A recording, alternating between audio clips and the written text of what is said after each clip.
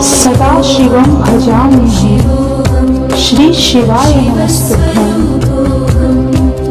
बंधुजनों, भक्तजनों, आप सभी का ब्रह्म मंदिर कन्या चैनल पर बहुत बहुत स्वागत है। सावन मास में शिव महापुराण की महिमा सुनना सभी तरह के पुण्य फल देने वाला है। आपके जीवन में जो भी बाधाएं हैं, जो भी समस्याएं हैं, उन सभी का समाधान इस शिव पुराण महात्म्य कथा सुनने से हो जाएगा। बंधुजनों, भक्तजनों, यदि आप इस कथा महात्म्य को ध्यान पूर्वक एकाग्रचित होकर सुनते हैं या शेयर करके किसी और को भी सुनाते हैं, आपके जीवन में सुख, शांति और समृद्धि होगा। भगवान महाकाल, महाकालेश्वर शिव जी, महादेव आपकी सभी दुखों का, सभी समस्याओं का अंत करेंगे।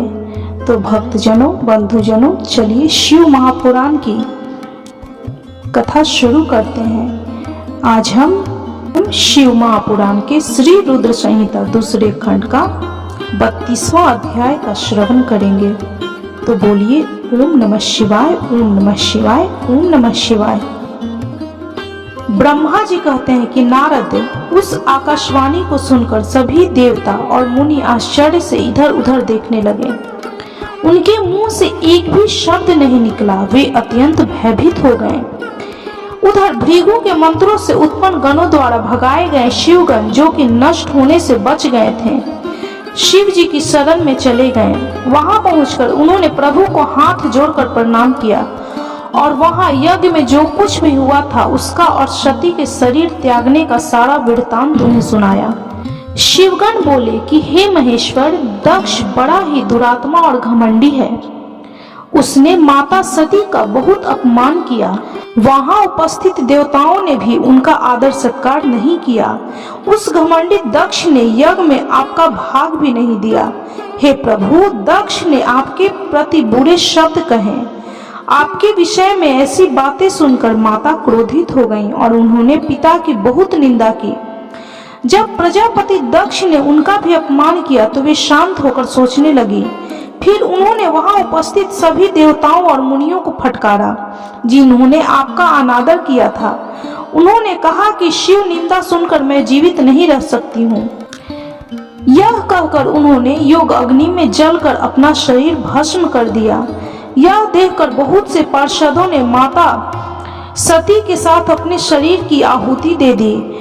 तब हम सब शिवगण उस यज्ञ को विध्वंस करने के लिए तेजी से आगे बढ़े, परंतु भृगु ऋषि ने मंत्रों द्वारा गणों को उत्पन्न कर हम पर आक्रमण कर दिया। हम में से बहुत से गणों का उन भृगु के गणों ने मार डाला। तब वहां आकाशवाणी हुई जिससे कहा कि दक्ष, तुम्हारा अंत अब निश्चित है तथा जो भी देवता एवं मुनि तुम्हारा साथ देंगे वे भी पाप के भागी बनकर मृत्यु को प्राप्त होंगे। यह सुनकर सभी उपस्थित लोग वहां से चले गए और हम यहाँ आपको इस विषय में बताने के लिए आपके पास चले आए। हे कल्याणकारी भगवान शिव, आप उस महादुष्ट अधर्मी प्रजापति दक्ष को उसके अपराध का कठोर दंड अवश्य दें। यह कहकर सभी गण चुप हो गए। ब्रह्मा जी बोले कि हे नारद, अपने पार्षदों की बातें सुनकर भगवान शिव ने उस यज्ञ की सारी बातें और जानकारी जानने के लिए तुम्हारा स्मरण किया। उनके स्मरण करते ही तुम वहां जा पहुंचे और भक्ति भाव से नमस्कार करके चुपचाप खड़े हो गए। तब महादेव जी ने तुमसे दक्ष के यज्ञ के विषय में पूछा। तब तुमने उत्तम भाव से उस यज्ञशाला में जो हुआ था वह सब वृत्तांत उन्हें सुना दिया। सारी बातों से अवगत होते ही भगवान शिव अत्यंत क्रोधित हो गए। पराक्रमी शंकर के क्रोध का कोई अंत न रहा। तब लोक संहारी शंकर ने अपनी जटा का एक बाल उखाड़कर उस कैलाश पर्वत पर दे मारा। जैसे ही वह बाल जमीन पर गिरा उसके 2 टुकड़े हो गए। उस समय वहां बहुत भयंकर गर्जना हुई। बाल के प्रथम भाग से महापराक्रमी महाबली वीरभद्र प्रकट हुए, जो समस्त शिवगणों में शिरोमणि हैं। उनका शरीर बहुत बड़ा और विशाल था। उनकी 1000 भुजाएं थीं। उस जटा के दूसरे भाग से अत्यंत भयंकर और करोड़ों भूतों से घिरी हुई महाकाली उत्पन्न हुई। उस समय रुद्रदेव के क्रोध पूर्वक सांस लेने से 100 प्रकार के ज्वर और अनेक प्रकार के रोग पैदा हो गए। वे सभी शरीरधारी क्रूर और भयंकर थे। वे अग्नि के समान तेज से प्रज्वलित थे। तब वीरभद्र और महाकाली ने दोनों हाथ जोड़कर भगवान शिव को प्रणाम किया। वीरभद्र बोले कि हे महारुद्र, आपने सोम, सूर्य और अग्नि को अपने तीनों नेत्रों में धारण किया है। हे प्रभु, कृपा कर मुझे आज्ञा दीजिए कि मुझे क्या करना है। क्या मुझे पृथ्वी के सभी समुद्रों को एक क्षण में सुखाना है या संपूर्ण पर्वतों को पीसकर पल भर में ही मसलकर चूर्ण बनाना है? हे प्रभु, मैं इस ब्रह्मांड को भस्म कर दूं या मुनियों को जला दूं? भगवान, आपका संदेश आदेश पाकर मैं समस्त लोकों में उलट पुलट कर सकता हूँ। आपके इशारा करने से ही मैं जगत के समस्त प्राणियों का विनाश कर सकता हूँ। आपकी आज्ञा पाकर मैं इस संसार में सभी कार्यों को कर सकता हूँ। हे प्रभु, मेरे समान पराक्रमी न तो कोई हुआ है और न ही होगा। हे भगवान, आपकी आज्ञा से हर कार्य सिद्ध होते हैं। मुझे ये सभी शक्तियाँ आपकी ही कृपा से प्राप्त हुई है। बिना आपकी आज्ञा के एक तिनका भी नहीं हिल सकता है। हे करुणा निधान, मैं आपके चरणों में प्रणाम करता हूँ। आप अपने कार्य की सिद्धि की जिम्मेवारी मुझे सौंपिए, मैं उसे पूर्ण करने का प्रयास करूंगा। हे प्रभु, आपके चरणों का मैं हर समय चिंतन करता रहता हूँ। आपकी भक्ति परम उत्तम है। आप बिना कहे ही अपने भक्तों की समस्त इच्छाओं को पूरा करके उन्हें मनोवांछित और अभीष्ट फल प्रदान करते हैं। आप भक्त वत्सल हैं। भगवान, मुझे कार्य करने का आदेश दे तथा साथ ही उस कार्य की सफलता का भी आशीर्वाद दें।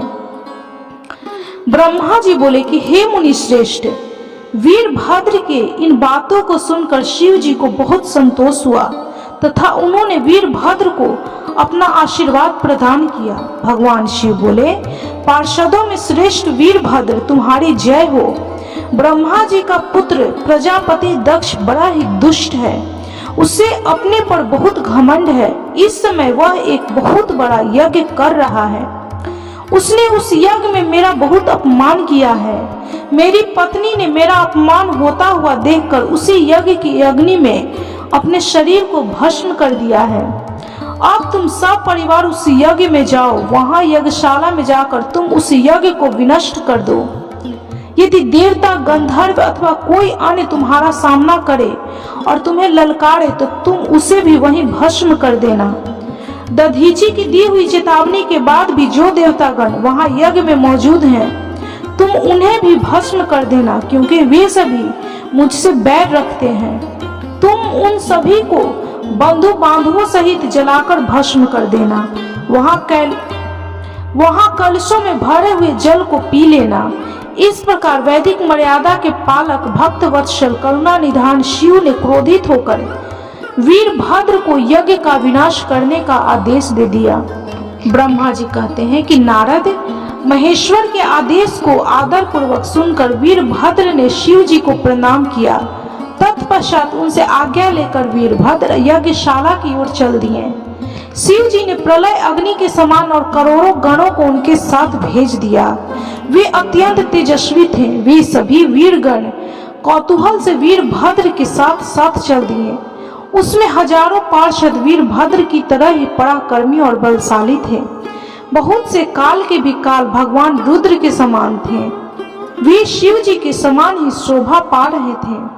तत्पश्चात वीरभद्र शिव जी जैसा वेश धारण कर ऐसे रथ पर चढ़कर चले जो 400 हाथ लंबा था, और इस रथ को 10,000 शेर खींच रहे थे, और बहुत से हाथी, शार्दूल, मगर, मत्स्य उस रथ की रक्षा के लिए आगे आगे चल रहे थे। काली, कात्यायनी, ईशानी, चामुंडा, मुंडमर्दनी, भद्रकाली, भद्रा, त्वरिता और वैष्णवी नामक 9 दुर्गों ने भी भूत पिशाचों के साथ दक्ष के यज्ञ का विनाश करने के लिए उस ओर प्रस्थान किया। डाकनी, शाकनी, भूत पिशाच, पमथ, गुहाक, कुष्मांड, परपट, चटक, ब्रह्म राक्षस, भैरव तथा क्षेत्रपाल आदि सभी वीरगण भगवान शिव की आज्ञा पाकर दक्ष के यज्ञ को विनाश करने के लिए यज्ञशाला की ओर चल दिए। वे भगवान शंकर के 64,000 करोड़ गणों की सेना लेकर चल दिए। उस समय भेड़ियों की गंभीर ध्वनि होने लगी। अनेक प्रकार के शंख चारों दिशाओं में बजने लगे। उस समय जटाहर, मुखों तथा श्रृंगों के अनेक प्रकार के शब्द हुए। भिन्न भिन्न प्रकार की सींगें बजने लगी। महामुनि नारद उस समय वीरभद्र की उस यात्रा में करोड़ों सैनिक, शिवगण एवं भूत पिशाच शामिल थे। इसी प्रकार महाकाली की भी सेना शोभा पा रही थी। इस प्रकार वीरभद्र और महाकाली दोनों की विशाल सेनाएं उस प्रजापति दक्ष के यज्ञ का विनाश करने के लिए गाजे बाजे के साथ आगे बढ़ने लगी। उस समय अनेक शुभ शगुन होने लगे। ब्रह्मा जी बोले कि हे नारद, जब वीरभद्र और महाकाली की विशाल चतुरंगिनी सेना अत्यंत तीव्र गति से दक्ष के यज्ञ की ओर बढ़ी तो यज्ञ उत्सव में अनेक प्रकार के अपशगुन होने लगे। वीरभद्र के चलते ही यज्ञ में विध्वंस की सूचना देने वाला उत्पात होने लगा। दक्ष की बाईं आंख, बाईं भुजा और बाईं जांघ फड़फड़ाने लगी। वाम अंगों का फड़फड़ाना बहुत अशुभ होता है। उस समय यज्ञशाला में भूकंप आ गया। दक्ष को कम दिखाई देने लगा। भरी दोपहर में उसे आसमान में तारे दिखने लगे। दिशाएं धुंधली हो गईं। सूरज में काले काले धब्बे दिखाई देने लगे। ये धब्बे बहुत डरावने लग रहे थे। बिजली और अग्नि के समान सारे नक्षत्र उन्हें टूट टूट कर गिरते हुए दिखने लगे। वहां यज्ञशाला में हजारों गिद्ध दक्ष के सिर पर मंडराने लगे। उस यज्ञ मंडप को गिद्धों ने पूरा ढक दिया था। वहां एकत्र गिद्ध बड़ी भयानक और डरावनी आवाजें निकाल रहे थे। सभी दिशाएं अंधकारमय हो गई थी। वहां अनेक प्रकार के अपशगुन होने लगे। फिर उसी समय वहां आकाशवाणी हुई, ओ महामूर्ख दुष्ट दक्ष, तेरे जन्म को धिक्कार है। तू बहुत बड़ा पापी है। तूने भगवान शिव की बहुत अवहेलना की है। तूने देवी सती को, जो कि साक्षात जगदम्बा स्वरूप है, का भी अनादर किया है। सती ने तेरी ही वजह से अपने शरीर को योग अग्नि में जलाकर भस्म कर दिया है। तुझे तेरे कर्मों का फल जरूर मिलेगा। आज तुझे तेरी करनी का फल अवश्य ही मिलेगा। साथ ही यहाँ उपस्थित सभी देवताओं और ऋषि मुनियों को भी अवश्य उनकी करनी का फल मिलेगा। भगवान शिव तुम्हें तुम्हारे पापों का फल अवश्य देंगे। इस प्रकार कहकर वह आकाशवाणी मौन हो गई। उस समय आकाशवाणी को सुनकर और वहां यज्ञशाला में प्रकट हो रहे अनेक अशुभ लक्षणों को देखकर प्रजापति दक्ष तथा वहां उपस्थित सभी देवतागण भय से कांपने लगे। दक्ष को अपने द्वारा किए गए व्यवहार का स्मरण होने लगा। उसे अपने किए हुए पर बहुत पछतावा होने लगा। तब दक्ष सहित सभी देवता श्री हरि विष्णु की शरण में गए। वे डरे हुए थे। भय से कांपते हुए वे सभी लक्ष्मीपति श्री हरि विष्णु जी से अपने जीवन की रक्षा की प्रार्थना करने लगे। प्रजापति दक्ष बोले कि हे श्री हरि विष्णु, हे कृपा निधान, मैं बहुत भयभीत हूँ। आपको ही मेरी और मेरे यज्ञ की रक्षा करनी है। हे प्रभु, आप ही इस यज्ञ के रक्षक हैं। आप साक्षात यज्ञ स्वरूप हैं। आप हम सब पर अपनी कृपा दृष्टि बनाइए। हम सब आपकी शरण में आए हैं। प्रभु हमारी रक्षा करें ताकि यज्ञ का विनाश न हो। ब्रह्मा जी कहते हैं कि हे मुनि नारद, इस प्रकार जब दक्ष ने भगवान विष्णु के चरणों में गिरकर उनसे प्रार्थना की, उस समय दक्ष का मन बहुत भय से व्याकुल था। तब श्री हरि ने दक्ष को उठाकर अपने मन में करुणा निधान भगवान शिव का स्मरण किया और शिव तत्व के ज्ञाता श्री हरि दक्ष को समझाते हुए बोले कि दक्ष, तुम्हें तत्व का ज्ञान नहीं है, इसलिए तुमने सबके अधिपति भगवान शंकर की अवहेलना की है। भगवान शिव की स्तुति के बिना कोई भी कार्य सफल नहीं हो सकता। उस कार्य में अनेक प्रकार की परेशानियां आती हैं। जहाँ पूजनीय व्यक्तियों की पूजा नहीं होती, वहाँ गरीबी, मृत्यु तथा भय का निवास होता है। इसलिए तुम्हें भगवान शिव का सम्मान करना चाहिए, परंतु तुमने महादेव का सम्मान और आदर सत्कार नहीं किया, अपितु तुमने उनका घोर अपमान किया है। इसी के कारण तुम्हारे ऊपर घोर संकट के बादल मंडरा रहे हैं। मैं तुम पर छाए इस संकट से तुम्हें उबारने में पूर्णतः असमर्थ हूँ। ब्रह्मा जी कहते हैं कि नारद भगवान विष्णु का वचन सुनकर प्रजापति दक्ष सोच में डूब गया। उसके चेहरे का रंग उड़ गया और वे घोर चिंता में पड़ गया। तभी भगवान शिव द्वारा भेजे गए गणों सहित वीरभद्र और महाकाली का उनकी सेनाओं सहित उस यज्ञशाला में प्रवेश हुआ। वे सभी महान पराक्रमी थे, उनकी गणना करना असंभव है। उनके सिंहनाद से सारी दिशाएं गूंज रही थी। पूरे आसमान में धूल और अहंकार के बादल छाए हुए थे।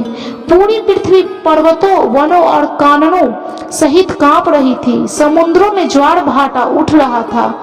उस विशालकाय सेना को देखकर समस्त देवता आश्चर्यचकित थे। उन्हें देखकर प्रजापति दक्ष अपनी पत्नी के साथ भगवान विष्णु के चरणों में गिर पड़े और बोले कि हे प्रजापालक विष्णु, आपके बल से ही मैंने इस विशाल यज्ञ का आयोजन किया था। प्रभु, आप कर्मों के साक्षी तथा यज्ञों के प्रतिपालक हैं। आप ही धर्म के रक्षक हैं। अतः प्रभु श्री हरि, आप ही यज्ञ के विनाश से बचा सकते हैं। इस प्रकार दक्ष की विनती पूर्वक बातों को सुनकर श्री हरि उन्हें समझाते हुए बोले कि दक्ष, निश्चय ही मुझे इस यज्ञ की रक्षा करनी चाहिए, परंतु देवताओं के क्षेत्र में नैमिषारण्य की उस घटना का स्मरण करो। इस यज्ञ के आयोजन में क्या तुम उस घटना को भूल गए हो? यहाँ इस यज्ञशाला की तुम्हारी रक्षा करने में कोई भी देवता समर्थ नहीं है। इस समय जब महादेव जी के गण और उनके सेनापति वीरभद्र तुम्हें भगवान शिव का अपमान करने का दंड देने आए हैं, उस समय कोई मूर्ख ही तुम्हारी सहायता को आगे आ सकता है। दक्ष, केवल धर्म ही समर्थ नहीं होता, अपितु कर्म को करने में जिसके सहयोग की आवश्यकता होती है उसका भी उतना ही महत्व है। भगवान शिव ही कर्मों के कल्याण की शक्ति देते हैं। जो शांत मन से भक्ति पूर्वक उनकी पूजा अर्चना करता है, महादेव जी उसे तत्काल ही उसका कर्म फल देते हैं। जो मनुष्य ईश्वर के अस्तित्व को नहीं मानते वे नरक के भागी होते हैं। प्रजापति दक्ष या वीरभद्र शंकर के गणों का ऐसा सेनापति है जो शिव जी के शत्रु का तुरंत नाश कर देता है। निसंदेह यह तुम्हारा तथा यहाँ पर उपस्थित सभी लोगों को नाश कर देगा। शिव जी की आज्ञा का उल्लंघन करके मैं तुम्हारे यज्ञ में आया हूँ, जिसका दुष्परिणाम मुझे भी भोगना पड़ेगा। अब इस विनाश को रोकने की शक्ति मेरे पास नहीं है। यदि हम यहाँ से भागकर स्वर्ग, पाताल और पृथ्वी कहीं भी छिप जाएं, तो भी वीरभद्र के शस्त्र हमें ढूंढ लेंगे। शिव जी के सभी गण बहुत शक्तिशाली हैं। विष्णु जी यह कह ही रहे थे कि वीरभद्र अपनी अजय सेना के साथ यज्ञ मंडप में आ पहुंचे। इस प्रकार शिव महापुराण के श्री रुद्र संहिता के दूसरे खंड का 35वां अध्याय संपन्न हुआ। तो बोलिए, कर्पूर गौरम करुणावतारम संसार सारम भुजगेंद्र हारम सदा वसंतम हृदय रविंदे भवम भवानी सहितम नमामि। ओम नमः शिवाय, ओम नमः शिवाय, ओम नमः शिवाय। आप भी इस शिव भक्ति की कथा अवश्य सुने। इस कथा को सुनने से आपके मन की जो भी मनोरथें होंगी भगवान पूर्ण करेंगे। आपके जीवन की सभी समस्याओं का भगवान शिव महाकालेश्वर समाधान करेंगे। तो बोलिए, कर्पूर गौरम करुणावतारम संसार सारम भुजगेंद्र हारम सदा वसंतम हृदय रविंदे भवम भवानी सहितम नमामि। ओम नमः शिवाय, ओम नमः शिवाय, ओम नमः शिवाय।